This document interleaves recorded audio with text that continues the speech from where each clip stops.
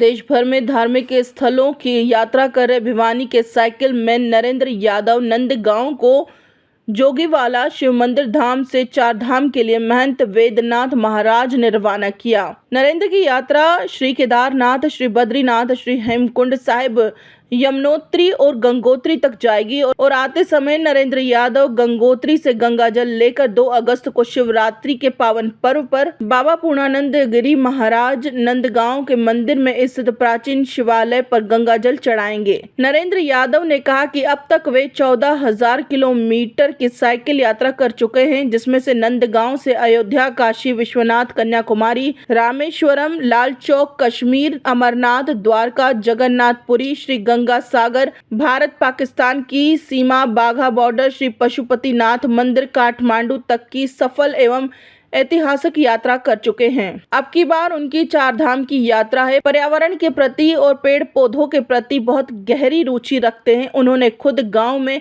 सैकड़ों पेड़ लगाए हैं। यात्रा के दौरान नरेंद्र यादव पेड़ लगाओ, पर्यावरण बचाओ, पेड़ लगाओ, धरती बचाओ, जल बचाओ, जीवन बचाओ का संदेश जन जन तक पहुंचाएंगे।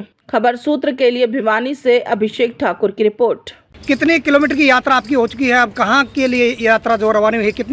कहाँ यात्रा हुई है? मैं सर 14,000 किलोमीटर यात्रा कर चुका हूँ और अब मैं अभी बद्रीनाथ, केदारनाथ, उत्तराखंड के 4 धाम की यात्रा करूँगा, जो कि मेरे हिंदुस्तान के भी 4 धाम और उत्तराखंड के 4 धाम हो जाएंगे। और आते वक्त मैं घूम के कावड़ लेके आऊँगा और महाबरनाथ और ये वैष्णो देवी, गंगा सागर, ये सभी कर चुका हूँ। नेपाल काठमांडू भ्रमण कर चुका हूँ सर, पशुपतिनाथ मंदिर तक। कहाँ पे? नेपाल पशुपतिनाथ मंदिर, काठमांडू। इधर से सर पेड़ लगाओ, जीवन बचाओ, इसका मैं संदेश दे रहा हूँ। और इससे क्या है, मैं धर्म की यात्रा करता हूँ, जिससे हमारे देश में हिंदू धर्म को बढ़ावा मिले। जो वन महोत्सव के तहत क्या अपील करोगे? नेताजी सुभाष चंद्र बोस, युवा जागरण सेवा समिति सहित अनेक संगठन जो इस प्रकार की मुहिम लगे। जब तक पर्यावरण सही रहेगा तभी हम सुरक्षित रहेंगे। और मैंने नंदगांव शमशान घाट और संखाड़ा के अंदर भी काफ़ी पेड़ लगाए हुए हैं। मैं पिछले 7 साल से पेड़ों की सेवा कर रहा हूँ और आगे भी करता रहूँगा जब तक मेरा जीवन है। प्रभु की इच्छा से ये सब कुछ संभव हो पा रहा है। इंसान के करने से कुछ होता है, उसी की मर्जी से होता है। में सर राम मंदिर बन रहा था, तब हम विशाखापट्टनम गए थे। तब मैंने हम 3 दोस्त थे, उन्होंने अपनी बातें दी। राम मंदिर बनने के बाद में हम अयोध्या आएंगे। मंदिर बनने के बाद हम अयोध्या में आएंगे, तो मैंने सभी से मन में पैदल जाने की मन में तमन्ना कर ली। लेकिन गांव वालों ने बोला कि आप साइकिल से यात्रा कीजिए, तो मैं तब से साइकिल की मेरे जुनून सवार हो गया और मैं तब से साइकिल से यात्रा करता। तो खर्च कहीं से मिलता है यार? क्या अपने आप?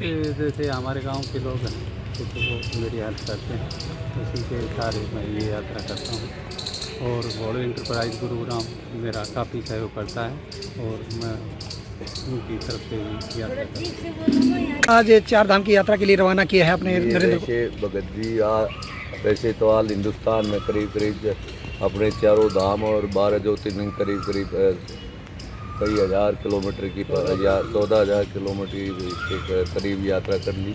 उसके साथ साथ दृढ़ संकल्प लेकर के आध्यात्मिकता के हिसाब से हम पूरे भ्रमण में जितने भी तीर्थ यात्रे हैं उसको रूप में कर रहा है।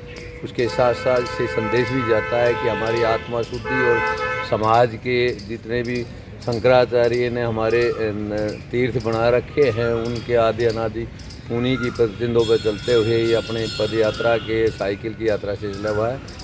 अब ये 14,000 किलोमीटर की करीब पूरे भारत के और नेपाल तक की यात्रा कर आया है। उसके साथ साथ अब 4 धाम जो उत्तराखंड के हैं, बद्रीनाथ, केदारनाथ, गंगोत्री और जमुनोत्री, उसको प्रस्थान कर रहा है। तो मैं पूर्ण रूप से एक साधु होने के नाते आशीर्वाद देता हूँ और मनोकामना करता हूँ कि इसकी यात्रा सफल हो और पूरे देश में शांति का एक संदेश। वैसे ऐसा है कि हम पूरे देश के अंदर एक अभियान है। वैसे तो प्रकृति का नियम है कि हम जब तक प्रकृति से खिलवाड़ नहीं करेंगे तब जाकर वायुमंडल शुद्ध रहेगा। उसके साथ साथ पौधारोपण है, वायुमंडल शुद्ध करने के लिए, हमारे आजीविका के लिए पूरा सबसे पहले पौधारोपण का होता है। उसके साथ साथ शुद्धता का होता है। जैसे अब ज़्यादा तक प्लास्टिक वगैरह जो चल रही है, जो कभी नष्ट नहीं होती है और उससे वायुमंडल दूषित होता है, उसको भी शुद्धता और साफ अभियान चला रखा है। इसके लिए इसको